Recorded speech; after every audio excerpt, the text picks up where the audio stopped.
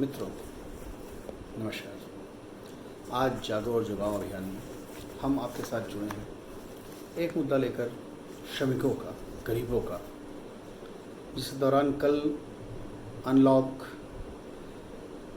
1.0 लागू हो चुका है। उसके दौरान काफ़ी घोषणाएं की गई कि किसानों के लिए बहुत ही लाभ का, कई फसलों में बढ़ोतरी का बजट रखा गया। इसे हम विस्तार से जानेंगे, क्योंकि संभवतः ऐसा होगा कि हमारे बहुत से दर्शक जो है उस चीज़ को नहीं जान पा रहे होंगे, जो कि घुमा फिरा के फ़ायदा दिया गया। जैसा कि घोषणाकर्ताओं ने बताया कि कुछ अलग अलग उत्पादन पर अलग अलग परसेंटेज के हिसाब से किसानों को मुनाफा दिया जाएगा उनकी लागत मूल्य पर।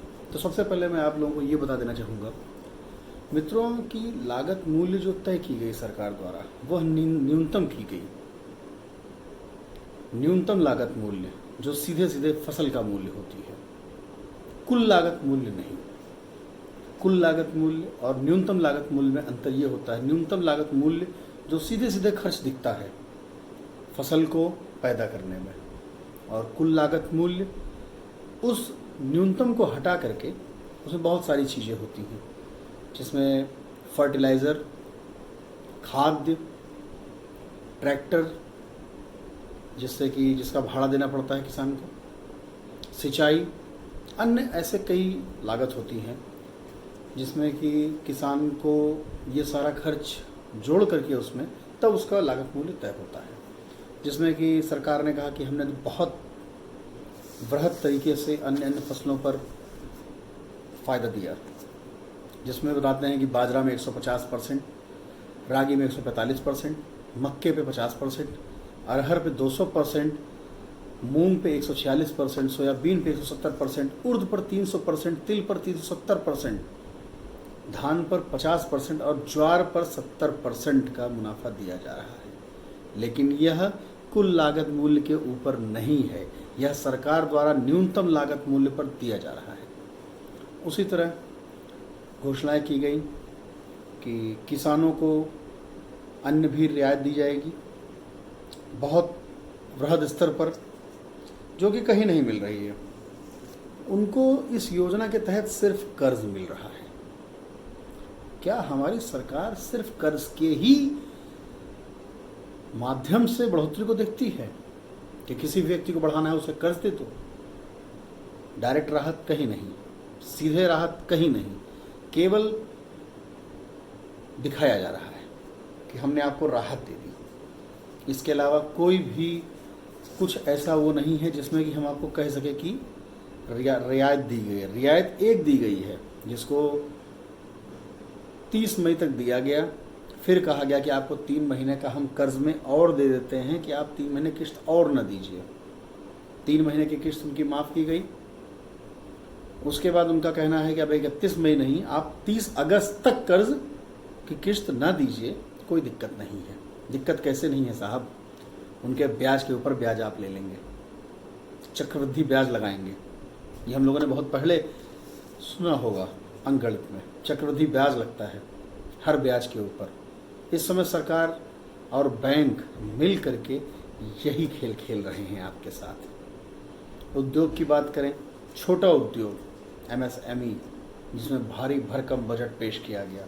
किसानों को कहा गया कि 6,000 रुपये प्रतिवर्ष उनको दिया जा रहा है। 6,000 रुपये मतलब 500 रुपये महीना। 500 रुपये महीने में कहाँ से वो राहत मिल जाएगी उनको? और वह भी कुछ ही लोगों को दिया जा रहा है जिनके आंकड़े आप तक पहुँचे। बहुत से ऐसे किसान हैं जिन तक कोई आप तक ना उनके आंकड़े पहुंच रहे हैं, ना उन तक आपकी राहत पहुंच रही है, किसी भी रूप में नहीं। मात्र एक चीज़, केवल 2,000 रुपये 3 महीने पे आप उनको दे रहे हैं, और उसके लिए आप 2014 के चुनाव के पहले से प्रतिबद्ध थे। लेकिन देना आपने कब चालू किया? ठीक इस चुनाव के कुछ दिन पहले से, और 1 साल तक आपने दिया है। इसके अलावा आपने कोई राहत नहीं दी है। और आपने एक चीज़ और दे दी है कि कर्ज में छूट अब मैं बता दूं, इसमें कोई छूट नहीं मिली है। कर्ज में रियायत 3% का, यह जब से कर्ज देना चालू किया बैंक ने तब से 7% का ब्याज दर होती है, जिसमें 3% सब्सिडी होती है। यदि वो समय पे दे तो आपकी किस्तें, और अगर नहीं दे पाया तो वो बढ़ती जाती है और उस पर कोई छूट नहीं मिलती है। 3 लाख के कर्ज पर बैंक द्वारा लिया जाता है तो उसमें कि मात्र 2% की छूट आपको मिलती है। और अब कहा जा रहा है कि लागत के 50%, 83% तक हम फ़ायदा दे रहे हैं। वह लागत है या वास्तविक? नहीं है, वह न्यूनतम लागत मूल्य है। किसान का न्यूनतम लागत मूल्य और कुल लागत मूल्य में यही अंतर होता है मित्रों। और भी उसमें काफ़ी घोषणाएं की गई।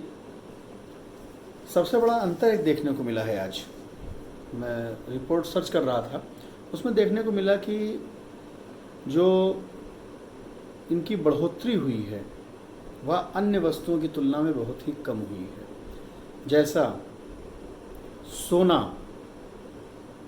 जो बहुत ही मूल्यवान धातु है, सोने की कीमत 1970 में 280 रुपये 1 तोला थी, 10 ग्राम प्रति 10 ग्राम।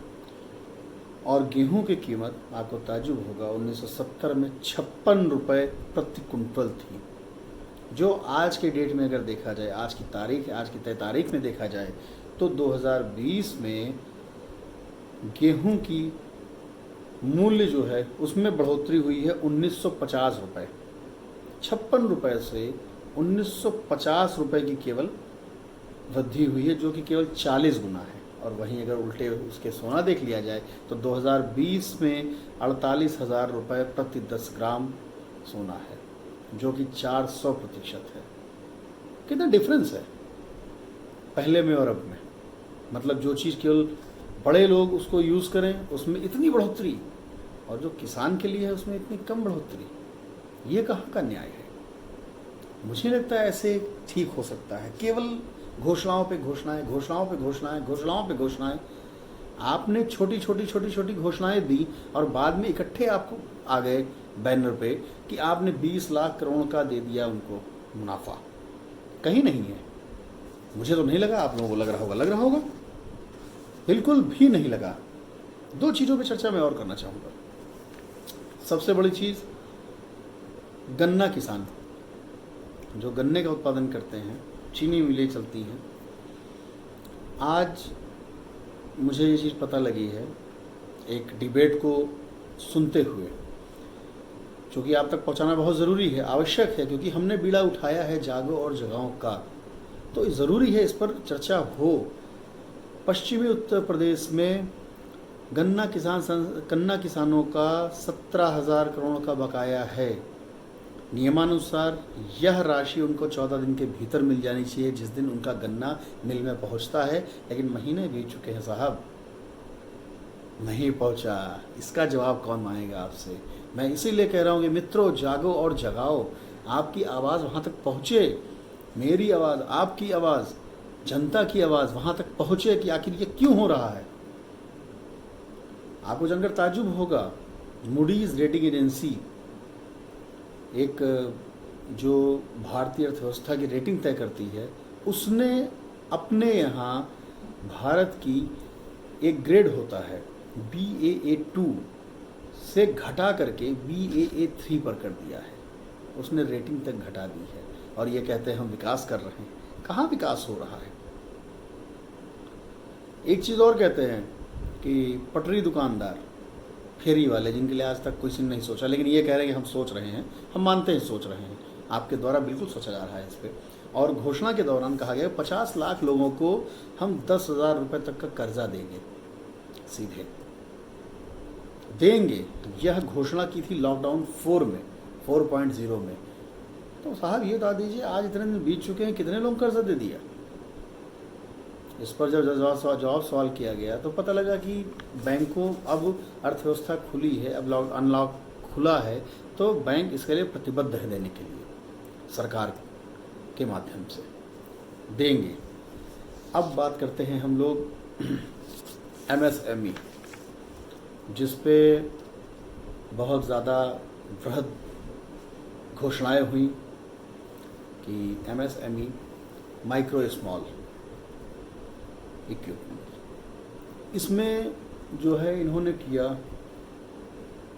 कि हम इसमें सबसे पहले तो इन्होंने ये किया है कि इसकी लिमिट बढ़ा दी। अब MSME के अंडर में अभी तक 50 करोड़ तक की फर्में आ रही थी, अब उसमें 250 करोड़ तक की फर्में आएंगी जो कि MSME में शामिल होंगी।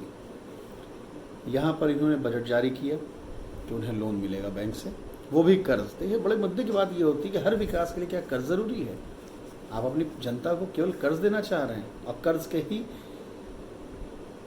बदले में आप उनसे ब्याज लेंगे और फिर कहेंगे कि हम विकास कर रहे हैं। कहाँ विकास कर रहे हैं? कर्ज देकर के विकास होता है? सीधे राहत नहीं दे पा रहे हैं आप, इसका मतलब आपके पास पैसे नहीं हैं, आप केवल कर्ज दे रहे हैं ऑन पेपर। वो भी वो उन टर्म्स एंड कंडीशन को क्लियर करेगा तब जाके उसको कर्ज मिलेगा। रेडी वालों खर्च मैंने आपको बताया।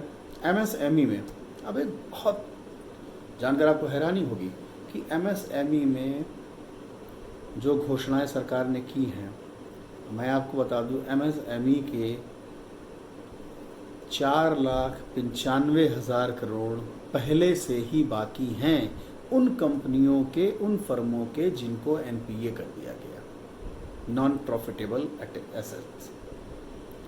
उनका भुगतान कैसे होगा? उनका हर्जाना कौन भरेगा? NPA तो आप कर देते हैं, NPA तो वो कर हो जाते हैं। अब 250 करोड़ तक। एक चीज़ और कहा गया है कि जो इनको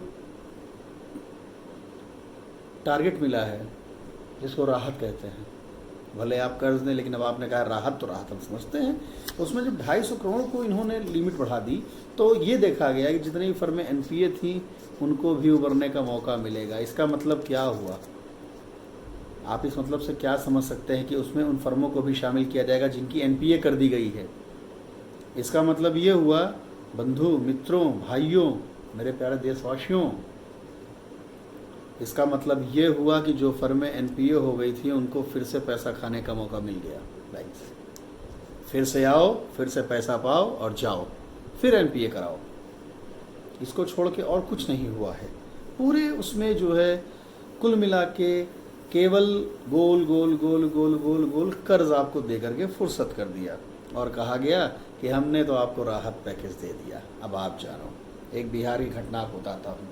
और सबसे मज़े की बात यह है कि बिहार में 9 जून को BJP चुनावी बिगुल फूंकने की तैयारी में है।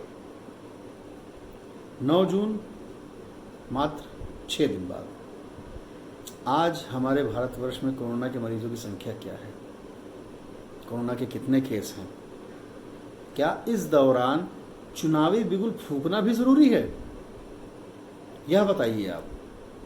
मैं तो नहीं समझ पा रहा हूँ कि इसमें चुनाव ज़रूरी है आपके लिए। बिहार की बात करते हैं जिस पे BJP चुनाव बिगुल फूंकने जा रही है। बिहार में कुल 22 चीनी मिल है, क्योंकि गन्ने की बात आई, 14 दिन भुगतान होना चाहिए, तो मैंने कहा गन्ने की एक और फिगर आपको देता हूँ।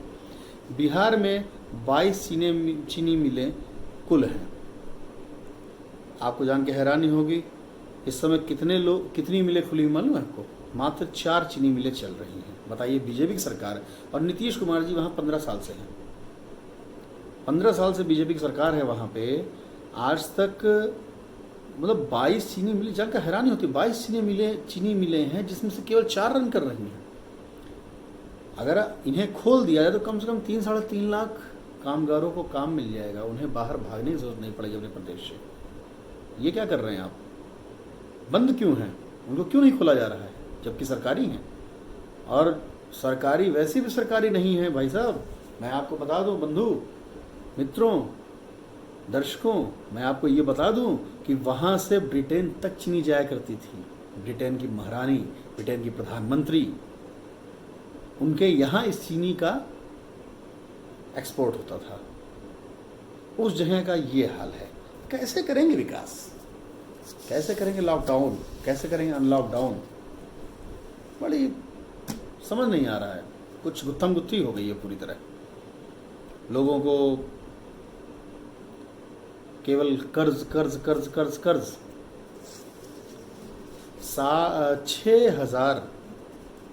6 करोड़ इकाई है, 6 करोड़ इकाई है अपने भारतवर्ष में MSME की अभी तक रजिस्टर्ड। आपने 20,000 करोड़ दिया है, कैसे बटेगा उनमें, आप यही बता दीजिए। और कितना बटेगा, वो भी कर्ज आप दे रहे हैं केवल। नहीं समझ पा रहा हूं मैं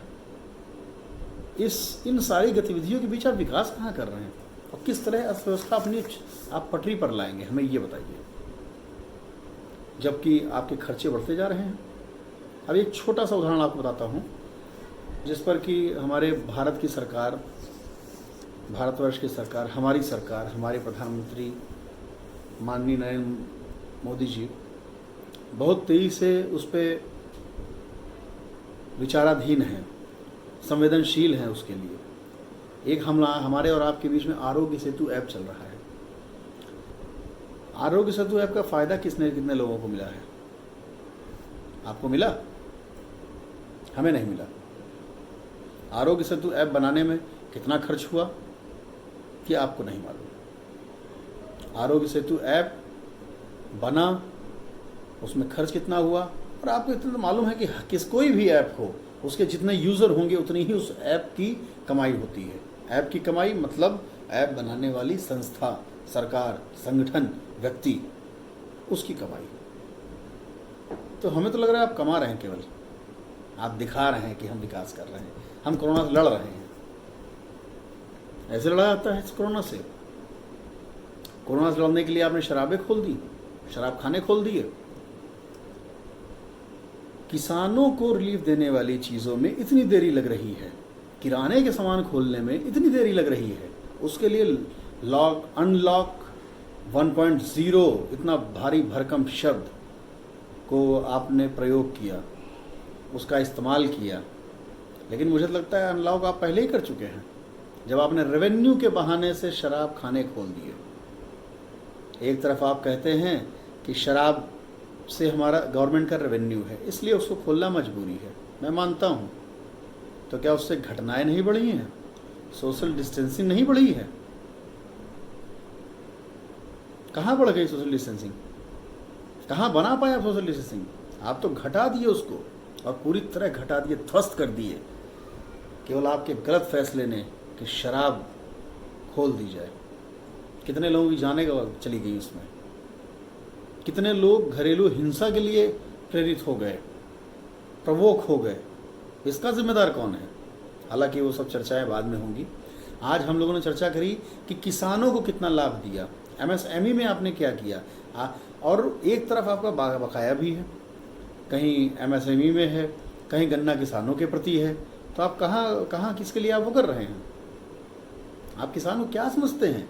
और आप राहत दे रहे हैं। मैं आपको आंकड़े बता दूं कि किसानों के प्रयोग किए जाने चीज़ें, जैसे नंबर 1 फर्टिलाइज़र आपने महंगे कर दिए, मशीनरी आपने महंगी कर दी, खाद आपने महंगी कर दी, डीजल आप बढ़ाते ही जा रहे हैं, और कितनी चीज़ें गिनाऊं आपको। तो एक तरफ कर्ज देंगे, फिर उसको महंगाई बढ़ा करके ले लेंगे। मतलब किसान केवल आपसे कर्ज ले, फसल पैदा करे, आपको बेच दे, बस। लेकिन उसका क्या प्रॉफिट हो रहा है? किसान केवल मर रहा है। मर रहा है मतलब ये मत समझ लीजिएगा आप लोग कि मर ही गया, मतलब घाटे पे घाटा उठाता जा रहा है किसान। कब तक घाटा उठाएगा किसान आखिर? इस बात का जवाब कौन मांगेगा? वो किसान मांगने जाएगा? उसको लाठी मार के अंदर कर देंगे पुलिस वाले, 2 मिनट के अंदर बाहर निकलने नहीं देंगे, क्योंकि वो पूछने कैसे पहुंच गया, वो देहाती है। आज मैं विधानसभा में देखता हूँ कई किसान भाई रहते हैं, उनके गांव से खबर आती है कि भैया इतने का घाटा हो गया फसल में अब की बार। गवर्नमेंट कहती है हम खरीद रहे हैं, गवर्नमेंट मात्र 15 से 16% खरीद पाती है उनका, बाकी कहाँ चला जाता है? बाकी उनको उसी मार्केट में कम दाम में बेचना पड़ता है। तो ऐसे प्रॉफिट कहाँ दिखा पा रहे हैं? प्रॉफिट मुझे नहीं प्रॉफिट दिख रहा है आपका, या किसान को नहीं दिख रहा है प्रॉफिट? अगर दिख रहा है तो क्यों कर्ज ले रहा है फिर? आपका कर्ज देने का बहाना ही ये बताता है कि किसान घाटे में चल रहा है, और आज से नहीं, पहले से चला आ रहा है। ऐसा नहीं है कि मैं केवल आपकी सरकार से पूछ रहा हूँ, केवल मैं इस सरकार से पूछ रहा हूँ, मैं सबसे पूछ रहा हूँ कि इसका जिम्मेदार कौन है, इसका कारण क्या है।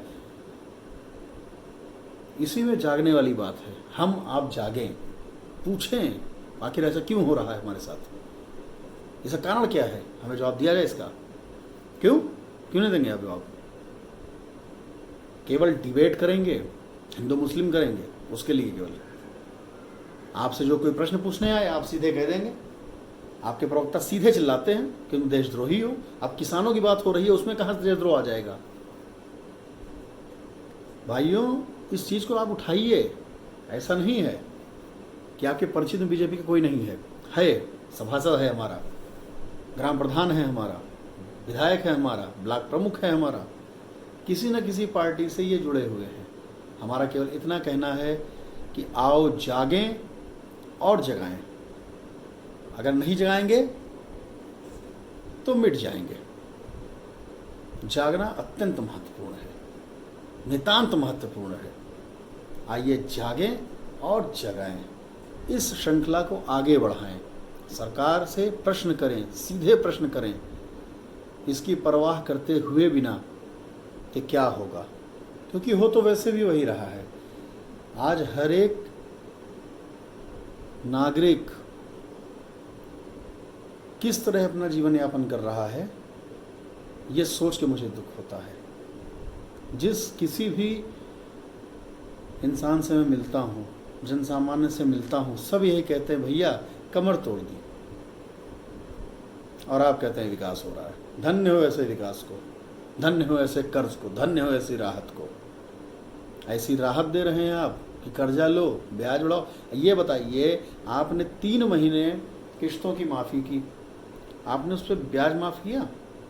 नहीं किया। ये 3 महीना आखिरी किस्त को बढ़ा ले गया। ये 3 महीना जो अभी आपने फिर दिया, इसका ब्याज उसके ऊपर ब्याज लग गया, चक्रवृद्धि ब्याज। क्या नहीं लेंगे आप? लेंगे, ज़रूर लेंगे, क्योंकि आपको सरकार चलानी है। आप यही कहेंगे कि मित्रों मेरे पास कुछ नहीं है। और 26 जनवरी को लाल किले पे 5 ट्रिलियन इकोनॉमी दे रहे थे हमें, एक ही झटके में टॉप टू बॉटम, देश के प्रधानमंत्री से लेकर के प्रत्येक व्यक्ति तक मांगने की नौबत आ गई आपको। उसका सीधा सा प्रमाण है हमारे आपके आगे। कहते हैं नहीं, हमने नहीं मांगा। क्यों नहीं मांगा जी आपने? बिल्कुल मांगा पब्लिक से। मैं बताता हूं कैसे मांगा। हमारी पब्लिक अपने आस पड़ोसियों को खिलाए, हमारे फैक्ट्री मालिक, संस्था मालिक, संगठन मालिक, दुकान मालिक अपने लेबरों की तनख्वाह ना काटें, सैलरी ना काटें, दुकान बंद है फिर भी उनको दें। बीच में नवरात्र आया, अपने अगल बगल 9 परिवारों को खिलाएं। सबने किया, तो आपने क्या किया? आपने SBI का एक अकाउंट नंबर दे दिया कि PM केयर फंड में दान दीजिए। इसीलिए किया आपने। आपके RSS के राष्ट्रीय कार्यकारिणी के सदस्य मेरठ में कहते हैं कि ज़कात का पैसा PM केयर फंड में दे दीजिए, मतलब सब कुछ हमें दे दो और फिर तुम विकास करो। इसी को बात को आगे बढ़ाएंगे। आज अपनी वाणी को इतने पे ही विराम देता हूँ। मेरा यही कहना है कि बंधु, पूछिए, जागिए और जगाइए। मेरी बातें अगर आपको कहीं भी केंद्रित कर रही हों, आपके दिमाग में इस चीज़ का प्रश्न उठा रही हों कि आखिर इतनी बात मैंने बताई, इसमें कुछ तो सत्य होगा, नहीं है तो आप खुद उनसे पूछ लीजिए। लेकिन जागिए, जागना अति आवश्यक है। अगर आप नहीं जागेंगे, हम नहीं जागेंगे, तो हमें बेच खाएंगे। आगे अगले वीडियो में हम कई महत्वपूर्ण विषयों पर चर्चा करेंगे। इसी के साथ प्रणाम। जागो और जगाओ।